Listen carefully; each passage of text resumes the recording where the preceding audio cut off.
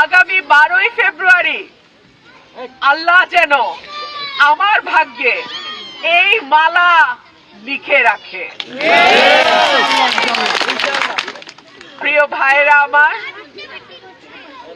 গত 17 বছর আমি কি করেছি, কার পক্ষে ছিলাম, কাদের জন্য লড়াই করেছি, আপনারা সবাই জানেন।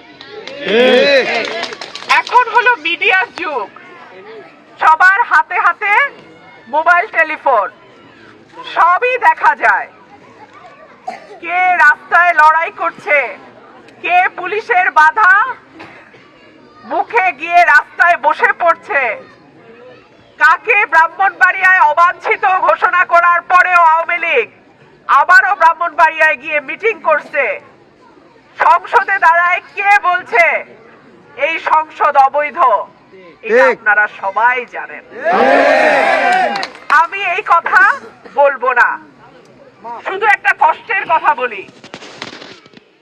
যাদের জন্য আমি এই লড়াইটা করেছি, আমার প্রাণের দল, যেই দলের হাত ধরে আমার রাজনীতিতে আসা, আমার নেতা, 3 বারের প্রধানমন্ত্রী, দেশনেত্রী বেগম খালেদা জিয়া। আমি আপনাদের দরবারে আসছি, আপনাদের উঠান বৈঠকে আসছি, আপনাদের বাড়িতে আসছি, আমি খালি হাতে আসছি।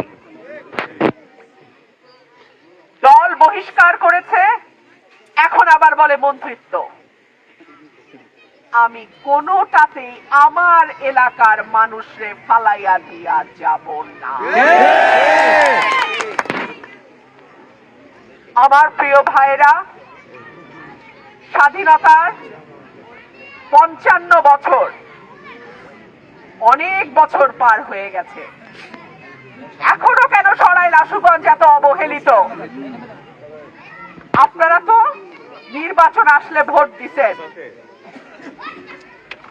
18 সালের নির্বাচনে যখন পুরা বাংলাদেশে দিনের ভোট রাতে হয়েছে, তখনও তো আপনারা কেন্দ্র কেন্দ্র থেকে পাহারা দিয়ে ভোট আগলায় রাখছেন, তাই না?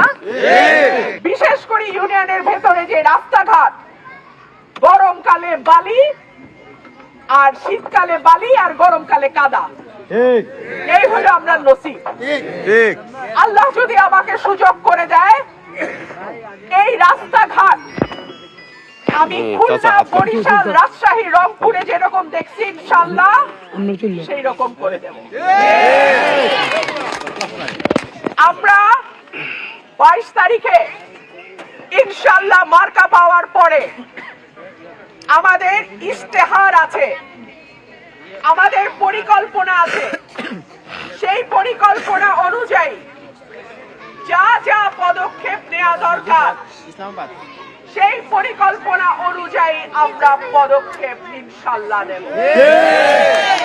সবই পায়ে লাইব আর বাকিরা চায়া থাকবো, সেইটা হবে না।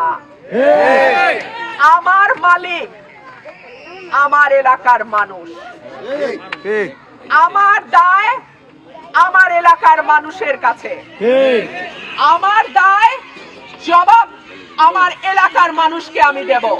কারণ তাদের ভোটে আমি হয় এমপি হব না হব না, তাই তো? আমাদের মিটিং চালু থাকবে।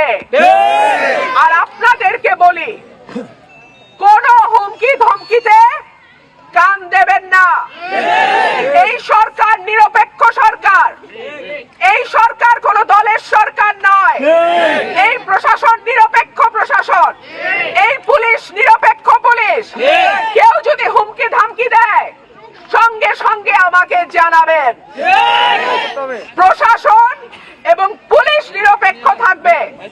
সুতরাং আপনাদের ভয় পাবার কিছু নাই।